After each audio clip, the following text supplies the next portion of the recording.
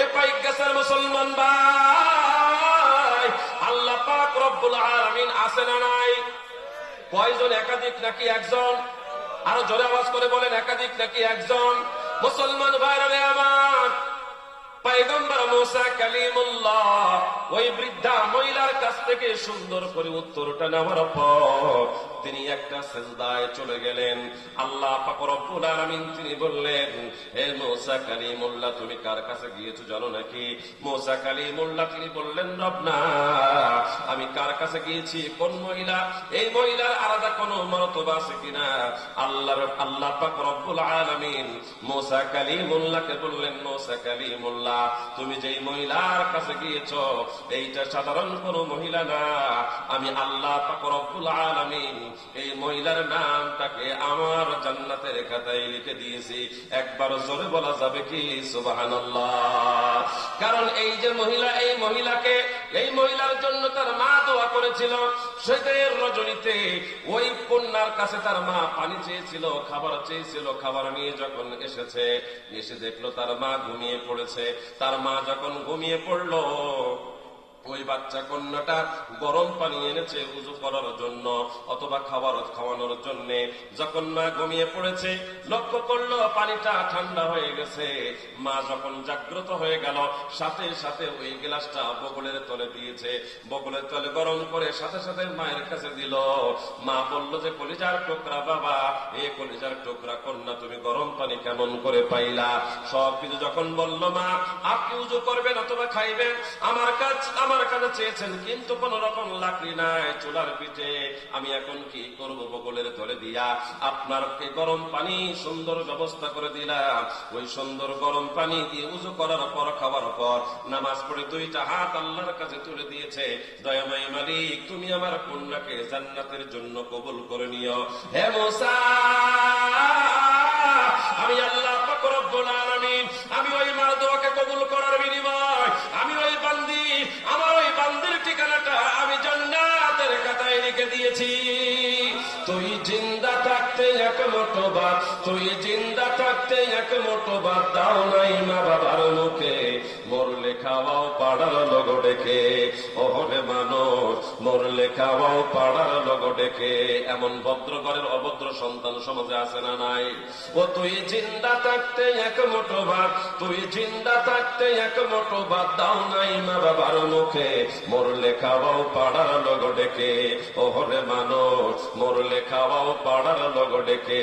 মাসে মাসে অনেক টাকা তুমি ব্যাংকে রাখো জমা, বাড়ি বাড়ি ভিক্ষা করে তোমার বাবা মা। মাসে মাসে অনেক টাকা তুমি ব্যাংকে রাখো জমা, বাড়ি বাড়ি ভিক্ষা করে তোমার বাবা মা। তোর বউয়ের হাতে সোনার বালা, ও তোর বউয়ের হাতে, তোর বউয়ের হাতে সোনার বালা, দিন যায় তার কত সুখে, মরলে খাওয়াও পাড়ার লোক ডেকে। ওরে মানুষ, মরলে খাওয়াও পাড়ার লোক ডেকে। মনে হয় পাইক গেছে এমন যুবক নাই? আছে? ভাইরাল যে খাইছে সমাজ, হ্যাঁ, ভাইরাল বক্তা আসলে মাঠে জায়গা ধরে না। আসলে মূলত কোরআন শুনতে আসে না, বক্তার চেহারা দেখতে আসে। মুসলমান ভাইরা রে আমার, এইরকম মাহফিল কমিটি যদি প্রত্যেক দিন একটা করে মাহফিল দেয়, আর ভাইরাল বক্তারা যদি শুধু টাকার জন্য আসে। এই যে আজকে একটা খবর দেখলাম, পিচ্ছি একজন হুজুর মাহফিল থেকে প্রথম নিয়েছেন 40,000, পরে আবার নিয়েছে 25,000, নেওয়ার পরে মাহফিলে যায় নাই।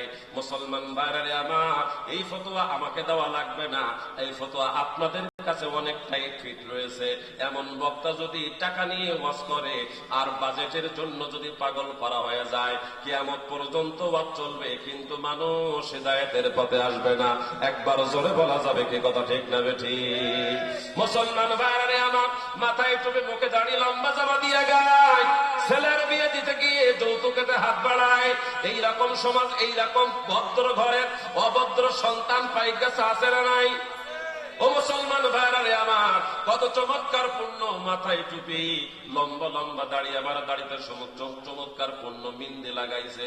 দেখলে মনে হয় আগামীকালকে সকালে জান্নাত থেকে পালিয়ে চলে আসছে।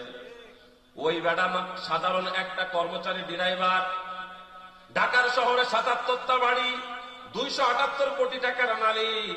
তার জামাতার প্যারাডো গাড়ি রয়েছে 3 থেকে 4টা, মেয়ের রয়েছে মার্সিডিজ 2 থেকে 4টা। আমরা জিজ্ঞাসা করতে চাই, আমরা প্রশ্ন করতে চাই, কোন জায়গা থেকে পাইলা? তোমার বেতন মাত্র 29,000 টাকা, অথচ তুমি যে বাসায় ভাড়াতে থাকো সেই বাসা ভাড়া মাত্র 2.5 লক্ষ টাকা। কত? 2.5 লক্ষ টাকা। হা করে বলছে। এই জন্যই তো বলেছি, চেহারাটা দেখতে ভালো, পোশাকটাও চমৎকার, অন্তরে তার কালি ভরা, কাজটা বড় কদাকার। আপনাদের পাশে তো একটা অফিস আছে না নাই?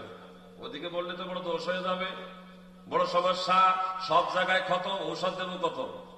সমস্যা তো সব জায়গায় রয়েছে। মুসলমান ভাইরা আমার, আল্লাহ পাক রব্বুল আলামিন আপনার কাঁধে আমার কাঁধে কিন্তু কেরামান কাতিবিন ফেরেশতা বসায় রাখছে। রাতের গভীরে যখন পৃথিবীর সকল মানুষ ঘুমায়, তখন ওই ফেরেশতা কিন্তু ঘুমায় না। আল্লাহ পাক রব্বুল আলামিন তিনি বলেন, কেরামান কাতিবিনা ইয়ালামুনা মা তাফআলুন। হে দুনিয়ার মানুষ, তুমি রাতের বেলা দিনের আলোতে রাতের অন্ধকারে তুমি যা কিছু করো না কেন, আল্লাহ পাক রব্বুল আলামিনের ওই ফেরেশতারা পঙ্খনে পঙ্খনে সব লিখতেছে। কেমন করে লেখে?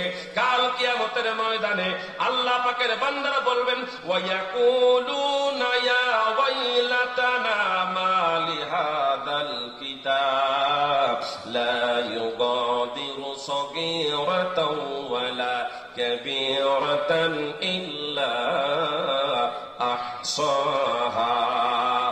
দয়াময় মালিক, এইটা কেমন কিতাব, কেমন কিতাব, কেমন ভাবে লিখলো? ওই দুনিয়ার পরে আমি যা কিছু করেছি রাতের অন্ধকারে যা কিছু করেছি, দিনের আলোতে যা কিছু করেছি, আমার কলম শুধুমাত্র আমি লিখেছি, আমার পিয়ন পর্যন্ত জানে না, আমার অন্য মাধ্যমে টাকা চলে গেছে। ওগো দয়াময় মালিক, সেই কথাগুলাও কেমন করে আমার আমল নামায় তুমি পেয়ে গেলে? আয় আল্লাহ, এখন আমি কি করব? কেরামান কাতিবিন সব কিছু ওপেন করে দিবে। আমি অনেক বড় মুফতি সাহেব, চমৎকার পণ্য বক্তা, হাজার হাজার মানুষ আমার বয়ান শ্রবণ করে, কিন্তু আমার রাতের বেলার গুনাহ, আমার গোপনের গুনাহগুলো যখন কিয়ামতের ময়দানে একেবারে উন্মুক্ত করে দেওয়া হবে, বাজারের সেক্রেটারি, বাজারের সভাপতি আমাদেরকে বলতেছে, আপনাদের কথা না, এ মুসলমান ভাইরা রে আমার, এমন ভাবে যখন কিয়ামতের ময়দানে উন্মুক্ত করে দিবে, ওয়াউদিআল কিতাব ফাতারাল মুজরিমিনা মুশফিকিনা মিম্মা ফি, হাওমাও করে কাঁদতে থাকবে আর বলতে থাকবে, দয়াময় মালিক, এখন আমি কি করব? এমন একটা আফসোসের সময়, হে মুসলমান ভাইরা রে আমার, ঠিক তেমন একটা সময় আপনার নবী, আমার নবী পয়গম্বর আরবি সাল্লাল্লাহু আলাইহি ওয়াসাল্লাম একটা হাদিস বলে গেছেন, উমিরতু আন উকাতিলান নাস হাত্তা ইয়াকুলু লা ইলাহা ইল্লাল্লাহ ফাদাখালাল জান্নাহ। হে মুসলমান ভাইরা রে আমার, জেনে বুঝে অথবা অন্তরে মহব্বতের সাথে অথবা মহব্বতের সাথে না হোক, যদি কোনো একটু ভালোবাসার সাথে আল্লাহ পাক রব্বুল আলামিনের কালিমাটা পড়া হয়, কাল কিয়ামতের ময়দানে আল্লাহ পাক রব্বুল আলামিনের ওই বান্দা অথবা বান্দি কাল কিয়ামতের ময়দানে আল্লাহর জান্নাতে প্রবেশ করবে। একবার জোরে বলা যাবে কি সুবহানাল্লাহ?